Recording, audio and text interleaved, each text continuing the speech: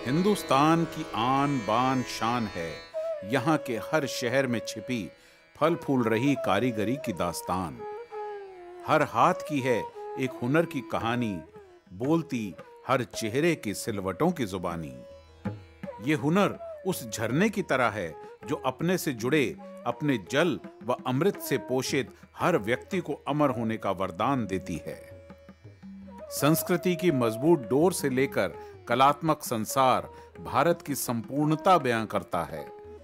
भारत की ही भूमि में विराजमान केरल कितना महत्वपूर्ण है, इसका अंदाजा इसी बात से लगता है कि ये भारत के दक्षिण में मौजूद राज्यों में सबसे प्रमुख राज्य है। भाषा और हजारों साल पुरानी संस्कृति के लिहाज से जरा अलग सा ही लगता है केरल। कलात्मक तौर पर भी केरल समृद्धि प्राप्त किए हुए है। आज हुनर की राह ले जा रही है हमें केरल की ओर। केरल जिसकी गगरी भरी हुई है सांस्कृतिक पूंजी, विविधता, प्राकृतिक छटा और विद्या की असीम संपदा से। केरल की प्राकृतिक सुंदरता, कण कण में समाई शांति, हर ओर से आता एक खिंचाव जिंदगी की एक नई कहानी रचता है। और जब एलेप्पी, जिसे अलापुजा भी कहते हैं, यहाँ पहुंचते हैं तो मन मस्तिष्क यहीं का होकर रह जाता है। अलमकदावु केरल के बैकवाटर्स में स्थित एक अनोखी जगह है। इसकी भी पहचान है यहाँ बन रही नावें। हर नाव यहाँ की अनेकों धाराओं में अटखेलियां मारती सी। 90 के पहले 77 से ये शुरू हो गया था, लेकिन उस टाइम इसी तरफ का नहीं था। ये पुराना बोट ले करके उसमें थोड़ा कमरा बना के एक फ्लोर बना के जाता था। लेकिन उसके बाद ये इनोवेटिव आइडिया तो हो गया, इसका घर जैसे बनाया, और वो देख करके मेरे लड़के को ये बहुत पसंद आया, इसमें शामिल होने का है बोलता था। तो हमने यही काम शुरू किया। पहले डॉक बनाया, लोहा का बनाता है और लकड़ी का भी है। यहाँ लकड़ी का बोट बनाता है हम। ये 12 साल से हम ये काम करता है। ये बोट किसी किसी किस्म का है। ये लक्जरी बोट है, हाउस बोट है। ये हाउस बोट में ये कमरे के हिसाब से, एक कमरे का है, 2 कमरे का है, वो 7 कमरे तक अभी बनाता है। हमारा परमानेंट कम से कम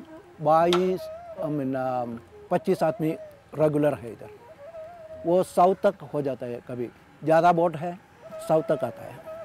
हाउस बोट, या यूं कहें पानी पर तैरता एक ऐसा आशियाना जिस पर सवार होना किसी सपने के पूरे होने से कम नहीं। इस पर कदम रखते ही सुकून जहन में समा जाता है। भागती दौड़ती जिंदगी प्रकृति की सुंदरता के साथ सवार होकर आनंद की लहरों में तब्दील हो जाती है। सब कुछ इस तैरते संसार का हिस्सा है। फिशिंग बोट बनाते हैं, पिता भी यही काम करते थे, और 3-4 प्रकार की बोट बना लेते हैं। छोटी बोट बनाने में ज़्यादा मुश्किल आती है। अलग अलग किस्म की बोट बनाने के लिए उसमें तरीका भी अलग अलग होता है। बोट बनाने के अलावा और कोई काम करने को सोच रहे हैं, लकड़ी का काम करना चाहते हैं, फर्नीचर के काम के बारे में भी जानकारी है, वो भी कर सकते हैं। गवर्नमेंट की जो बोट होती है उसे बनाने में हमें ज़्यादा फायदा रहता है। ये कारीगरों की ही मेहनत का नतीजा है, जो नारियल के रेशे, पत्तियों से बनी रस्सियों और साथ ही लकड़ी और बांस की मदद से ऐसे हाउस बोट का निर्माण करते हैं जिन पर हर सैलानी सवार होने के लिए बेकरार रहता है। इन नावों के सृजन में लगे वो हाथ उस गर्भ की तरह हैं जो अपने अंश को एक सार्थक जीवन की ओर ले जाता है। और जहां तक बात रही इन कारीगरों के जीवन की, वो तो इन कृतियों के अंतिम आकार के साथ ही सार्थक हो जाता है। 35 साल से बोट के ड्राइवर की तरह काम कर रहे हैं। प्रशिक्षण इसलिए लिया ताकि गवर्नमेंट वाली बोट चलाने को मिल सके। इसमें मेहनत ज़्यादा नहीं होती, खासकर कम पढ़े लिखे लोगों के लिए ज़्यादा अच्छा काम है। इसमें कम मेहनत करनी पड़ती है, इसलिए अच्छा लगता है ये काम करना। ऊपर में बैठकर जो ड्राइवर नाव चलाता है उसको भी चलाया है, फिर जो अंदर बैठकर चलाता है वैसी नाव भी चलाई हैं। हर किस्म की बोट चलाई है। बोट की तादाद होने से ड्राइवर की भी ज़्यादा ज़रूरत होती है। इससे पहले हाथ से बनाने वाली बोट जो हाथ से चलती थी उसका इस्तेमाल ज़्यादा होता था। ऐसा ही आगे भी चलाना है। इस काम को करके खुश हैं, काम अच्छा भी है। खुशनुमा मौसम में 4 चांद लगाता प्राकृतिक सौंदर्य, शुद्ध हवा, शांत जीवन, सांस्कृतिक विविधता, इन सभी का संगम केरल में है। और जिंदगी से जुड़ी कला की मचलती निशानी हाउस बोट और नावें तो केरल के कई हिस्सों पर राज करती हैं। वास्तव में केरल झीलों और नदियों पर जिंदगी जीने वाला राज्य है। यहाँ कई उत्सवों में झीलें और नदियां नावों से रंग जाती हैं। हाउस बोट नाव पर बना एक ऐसा आधुनिक आशियाना है जिसमें सैलानियों के लिए हर तरह की सुविधा मौजूद है। ये भागती दौड़ती जिंदगी का नहीं बल्कि सुकून भरी जिंदगी का प्रतीक है। पहले फर्नीचर का काम 5 साल तक किया, फिर 10 साल से बोट बनाने का काम कर रहे हैं। पूरा काम तो नहीं कर पाते पर अधिकांश काम हम थोड़ा थोड़ा मिलकर कर लेते हैं। एक बोट बनाने के लिए उसकी चौड़ाई और लंबाई कितनी होनी चाहिए ये ज्ञात होना ज़रूरी है और ऊंचाई का ज्ञान होना चाहिए। आजकल बोट अलग अलग किस्म की बनती हैं और उसमें बदलाव आता जा रहा है। नए नए तरीके के नए नए शेप और साइज और डिज़ाइन की बोट बनती हैं। पहले डिफरेंट बोट आती थी, पहले जैसी अब नहीं आती, ना ही बनती है। बोट में पहले इंजन नहीं होता था, अब ज़्यादातर इंजन वाली आ रही हैं। केरल में हाउस बोट की रौनक तो देखने को मिलती ही है। इसके अलावा सांप के आकार में दिखाई देने वाली ये सर्प नौका यानी स्नेक बोट भी खूब प्रचलित है।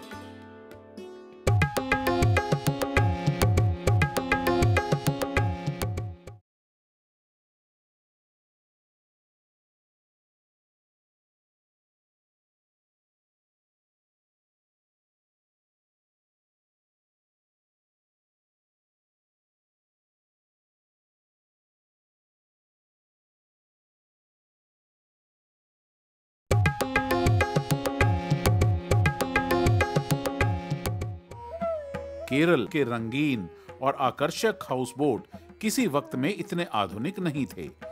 स्थानीय भाषा में इसे केट्टुवलम कहते हैं। तब इनका इस्तेमाल भारी मात्रा में अन्न और मसालों जैसी चीजों को ढोने के लिए होता था। लेकिन बदलते वक्त के साथ इनका रूप रंग और कार्य बदल गया। कारीगरों ने इन्हें ऐसा आधुनिक रूप दिया कि हर कोई इनका कायल है। वो पहले कील बनाता है, the main part at the bottom a big plank बनाता है। उसके हिसाब से इसका शेप बना के आगे बना के साइड बनाता है। वही इसका हिसाब है। वो तो कील डाल के फिर उसका ऊपर एक जो लकड़ी जॉइन करके दूसरा लकड़ी जॉइन करते उसका जितना हाइट होना चाहिए उतना ही होता है। एक हाउस बोट का अभी पूरा तैयार होने के लिए कम से कम 22 लाख रुपए चाहिए एक बेडरूम का।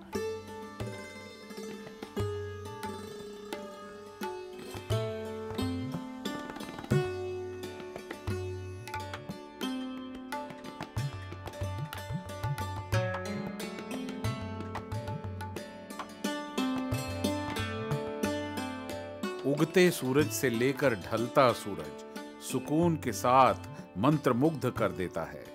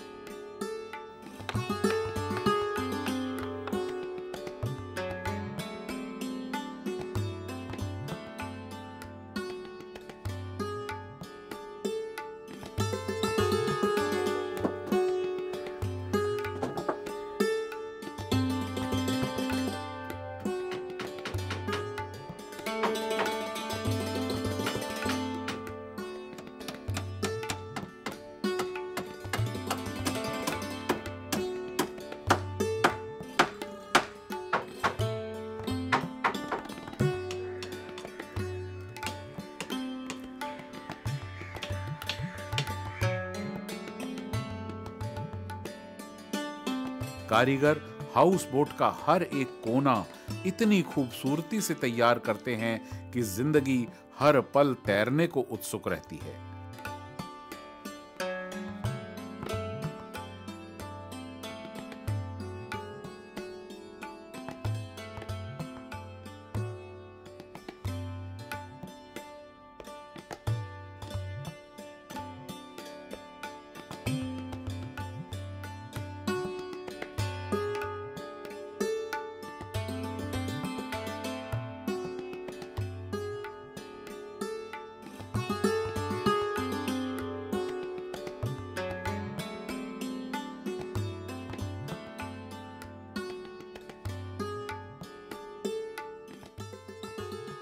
इनको बनाने के दौरान इस बात का खास ख्याल रखा जाता है कि इसमें सिर्फ प्राकृतिक चीजों का ही उपयोग हो। नारियल की जटाएं, बांस की चटाई, मजबूत सुपारी के पेड़ों की छड़ी और लकड़ियां।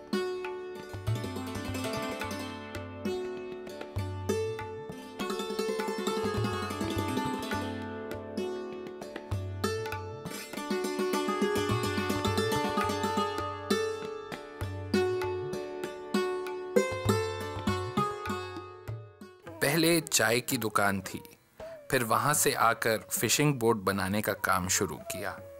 काम में कुछ ज़्यादा फर्क नहीं आया है जब से कर रहे हैं। बारिश के टाइम में ज़्यादा काम होता है, जून जुलाई के महीने में ज़्यादा बनती है।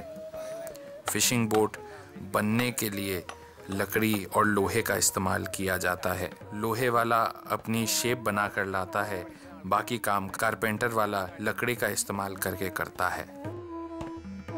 केरल में हाउस बोट की रौनक तो देखने को मिलती ही है। इसके अलावा सांप के आकार में दिखाई देने वाली ये सर्प नौका यानी स्नेक बोट भी खूब प्रचलित है। इसे प्राचीन समय में चुंडन वल्लम कहा जाता था। ये सर्प नौका पानी में रेंगती हुई पूरे केरल की कलात्मक ताकत बयान करती है। बेहद खूबसूरती से सजी सर्प नौका जब क्रीड़ा के लिए निकलती है तो हर किसी की सांसें थम सी जाती हैं। एक स्नेक बोट पर मल्लाह जब सवार होते हैं तो दृश्य देखते ही बनता है और ये एक अखंडता की मिसाल पेश करता है। मैंने ये काम फैमिली से सीखा है। माँ के पिता भी यही काम करते थे और हम भी ज़्यादातर स्नेक बोट ही बनाते हैं, जिसे चुंदन वल्लम कहते हैं। ये एक एरिया के लिए ही बनती है। भगवान का नाम लेकर उसे रेस के लिए यूज़ किया जाता है। कुल 51 बोट होती हैं, उसमें से 4-4 बोट को भेजते हैं जो रेस के लिए जाते हैं। 2-2 साइडों में और एक बीच में खड़ा होता है। स्नेक बोट हर वक्त नदियों या झीलों पर नहीं उतरती। इनके इस भव्य रूप को देखने के लिए केरल के सबसे प्रिय त्योहार ओणम का इंतजार करना पड़ता है। सर्प प्रतियोगिता, जिसे नौका क्रीड़ा भी कहा जाता है, इसमें कई प्रतिभागी हिस्सा लेते हैं। तब ये नौकाएं अपने असल रूप को धारण कर हर किसी को सम्मोहित कर देती हैं। पानी में पतवार का वार बेहद दिलचस्प होता है, लेकिन इन्हें बनाने का पूरा श्रेय उन कारीगरों को जाता है जिनके पसीने की हर बूंद से एक विशाल और मजबूत सर्प नौका खड़ी होती है। इसके अंदर पानी नहीं जाना चाहिए। नई नई बोट बनती जा रही हैं। पुराने जमाने में नावें युद्ध के प्रयोग में भी आती थी। अंजिली नामक लकड़ी हम जगह जगह जाकर उसे ढूंढते हैं और फिर देखकर उसको काट कर लाया जाता है। वो पूजा करके और पूछ करके काटी जाती है। आज के टाइम काफ़ी लोग इसी काम को कर रहे हैं। कोई सहायता नहीं मिल रही है हमें। जो कुछ खाना कमाना है अपने आप से ही होता है। हाउस बोट का मजा तो हर कोई लेता है, लेकिन सर्प नौकाओं को चलाने का हक सिर्फ पुरुषों को ही है। ये परंपरा बरसों से चली आ रही है।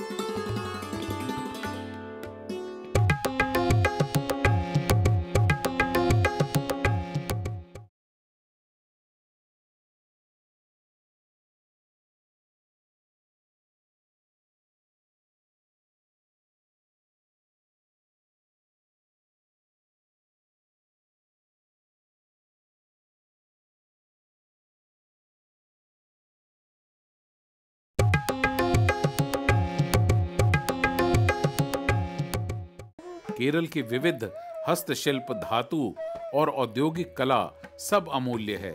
अर्नामुला, एलेप्पी और अलमकदाओ इसकी मिसाल पेश करती है। दो राय नहीं कि इन झीलों और नदियों का साथ निभाती पूरे केरल की पहचान का सबसे महत्वपूर्ण हिस्सा है। ये कारीगर जानते हैं कि सर्प नौका का इतिहास कितना गहरा है। करीब 400 साल से स्नेक बोट प्रतियोगिताओं का आयोजन हो रहा है। झीलों और नदियों पर अपनी ताकत दिखाने ये स्नेक बोट तब से लेकर अब तक उसी शिद्दत के साथ उतरती हैं और कारीगर भी उसी शिद्दत के साथ इसकी देखरेख करते हैं। ये नावें हमारे इतिहास और रीति रिवाजों से जुड़ी हैं। इनका उपयोग खेल में होता है और भगवान की पूजा में भी होता है। हर साल ये रेस होती है और हर साल रेस खत्म होने पर सारे लोग अपनी अपनी नावें लेकर नदी में उतर जाते हैं भगवान की प्रार्थना में। कारीगर ज्यादातर ऐसी स्नेक बोट्स बनाते हैं जो 120 से 140 फीट लंबी होती है। इनके आगे का सिरा करीब 20 फीट की ऊंचाई लिए होता है।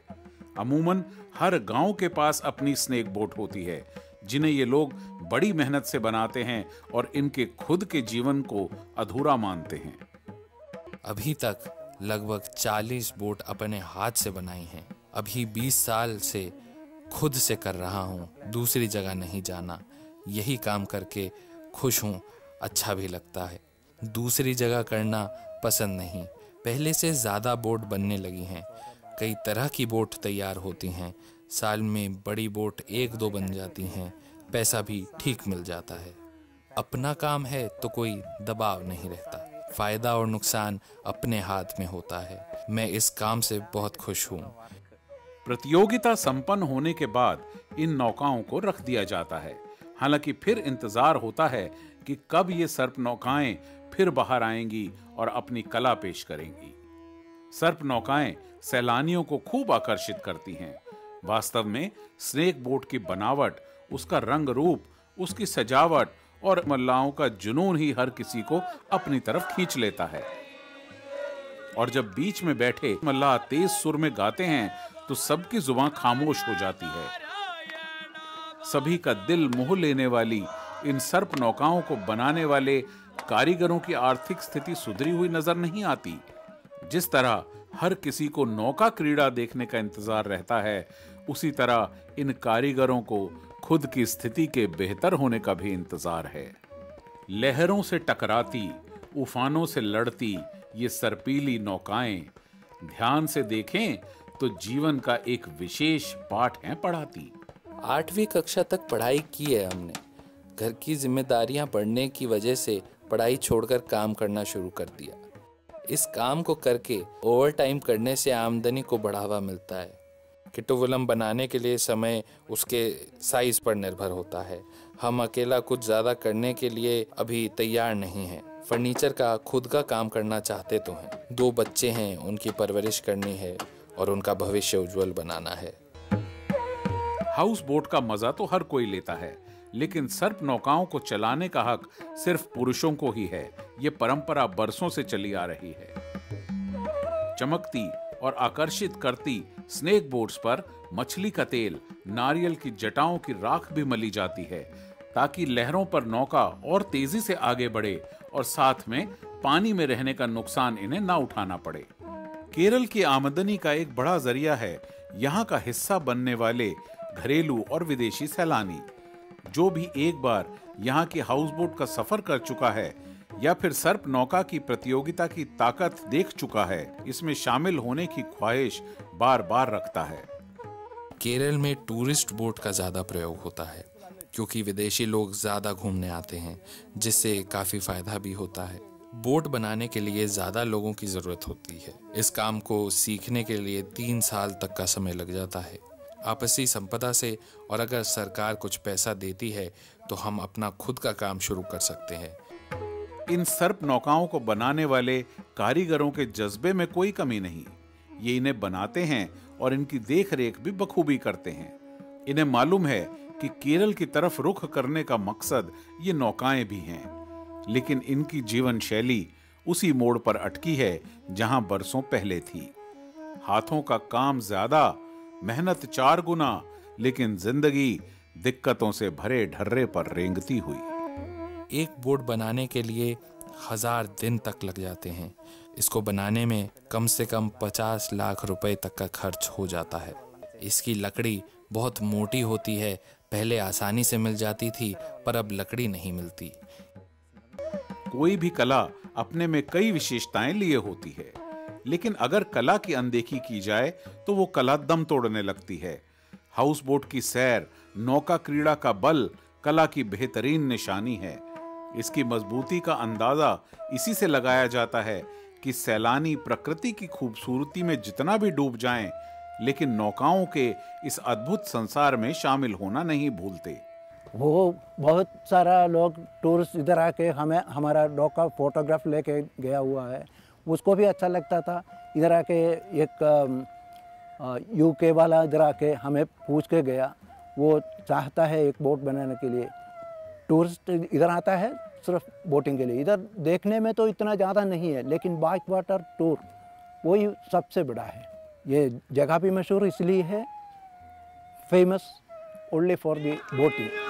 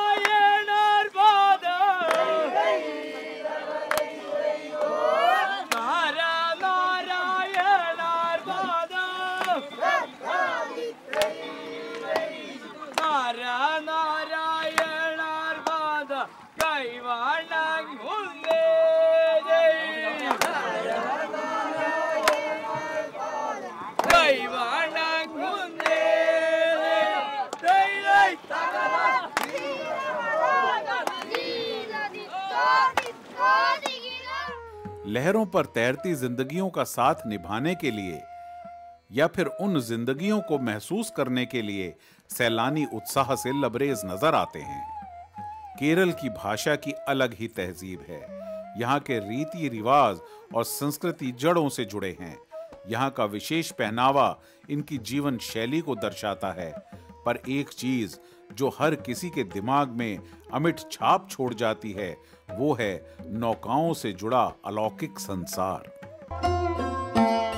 भारत में कला और कलाकार की संवेदनशीलता को हमेशा सराहा गया है और शायद इसीलिए दस्तकार, हस्तशिल्पकार, बुनकर, कारीगर आज भी अपनी हाथ की लकीरों पर विश्वास करते हैं।